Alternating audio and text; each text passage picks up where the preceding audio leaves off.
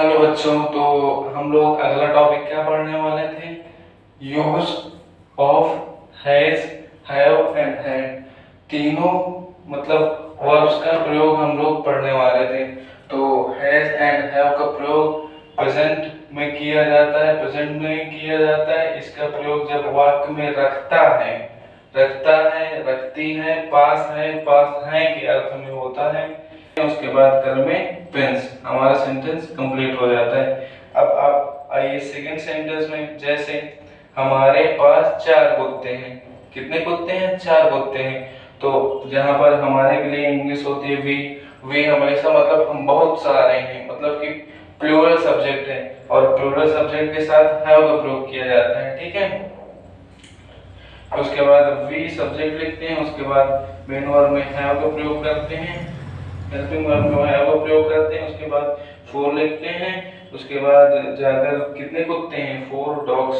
उसके बाद हमारा सेंटेंस जो है कंप्लीट हो जाता है। अब सेकंड सेंटेंस देखिए, वह 2 बंदूकें रखता है। तो वह की क्या होती है? ही। वह की क्या होती है? ही एक सिंगुलर सब्जेक्ट है जिसके साथ हैज का प्रयोग होगा।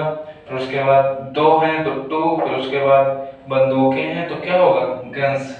अब आइए चौथे सेंटेंस पे आते हैं हम लोग। चौथे सेंटेंस में उसके पास कई उपन्यास हैं। तो उसकी इंग्लिश क्या होगी? वो अकेला तो है नहीं, उसके पास मतलब बहुत सारे लोगों की बात की जा रही है बेटा। तो यहाँ पर उसी के लिए दे आएगा, और यह एक प्लूरल सब्जेक्ट है। तो प्लूरल सब्जेक्ट में जैसा आपको पता ही है, ये प्लूरल सब्जेक्ट के लिए हैव का प्रयोग किया जाता है। किसका प्रयोग किया जाता है? हैव का प्रयोग किया जाता है। तो हम लोग पहले सब्जेक्ट लिखेंगे, दे लिखा, फिर उसके बाद उसके पास कई उपन्यास हैं। पास के अर्थ में है, ये पास है। तो हैव बहुत सारे हैं, तो हैव का प्रयोग कई के लिए मेनी। फिर उसके बाद उपन्यास की क्या होती है इंग्लिश? नॉवेल्स। ठीक है।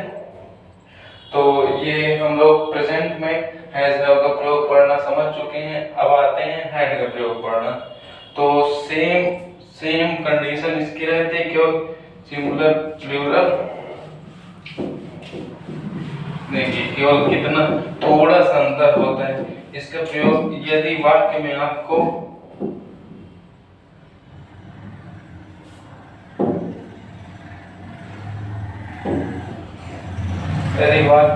रखता था, रखती थी, उसके बाद पास था, पास थी, और इसमें जो सिंगुलर सब्जेक्ट आएगा या प्लूरल सब्जेक्ट आएगा, उसके साथ केवल हैड का प्रयोग ही कर दिया जाता है।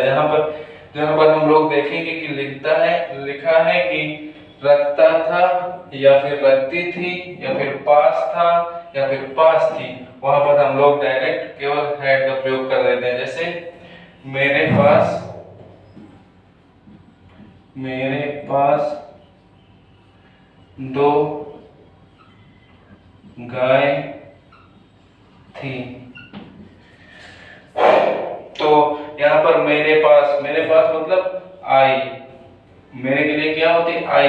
अब आई सिंगुलर हो या प्लूरल हो, हमको इसमें पास्ट में नहीं देखना होता है। हमको केवल हेल्पिंग वर्ब सीधा हैड लिख देने होंगे, क्योंकि पास भी यहाँ दिया है और थी भी दिया है। पास दिया है, पास था या थी के लिए हैड का प्रयोग किया जाता है।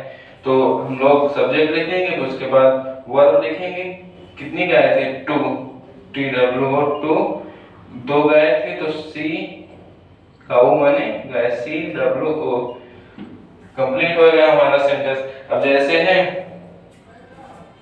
वह 2 कलम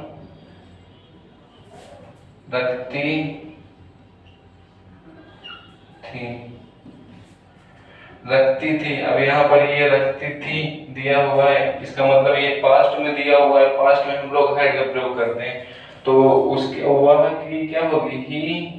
तो उसके बाद जो हमारी हेल्पिंग वर्ब आ जाएगी वो क्या दिखाएंगे? हैड। उसके बाद कितनी कलम थी? 2। कलम की क्या होती है? पेंस। आइए अगला सेंटेंस देख लेते हैं। जैसे मेरे पास एक प्यारा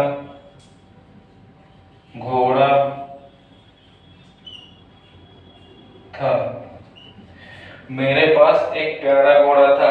आप लोगों ने सेंटेंस को देख ही लिया है कि मेरे पास कह रहा है मेरे पास एक प्यारा घोड़ा था, तो उसके लिए मेरे के लिए आई, उसके बाद अब ये पास्ट में दिया गया था, अब तो है नहीं है, अब वो कहीं चला गया है या फिर कुछ हो गया उसको, तो हम लोग लिखते हैं आई, पास्ट में था तो हैड आ, प्यारा मतलब स्वीट नहीं होता है वो, ये वो वाला प्यारा नहीं है। आई हैव अ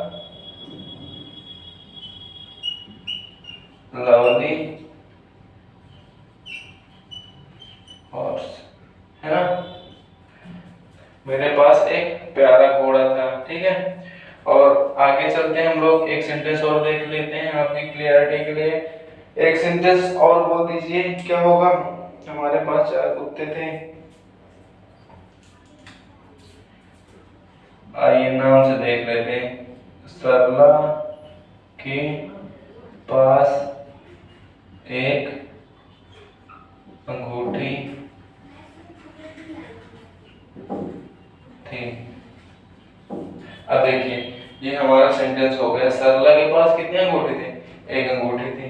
तो अब यहाँ पर सरला नाम दिया गया, सरला कितनी है, एक ही लड़की है, तो सरला के पास किसी की दी हुई अंगूठी, ये लो सरला लिख गया, ठीक है।